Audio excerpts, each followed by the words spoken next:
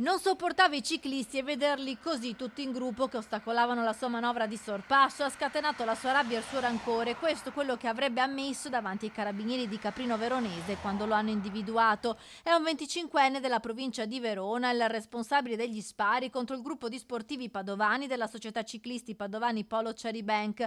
Il ragazzo è stato individuato dai militari dell'Arma che subito dopo il fatto, avvenuto sabato lungo la strada statale 12 in Val d'Adige nei pressi di Dolcè, avevano iniziato ad investigare. Il gruppo si stava allenando quando dall'auto guidata dal 25enne sono partiti alcuni colpi esplosi con una pistola a salve.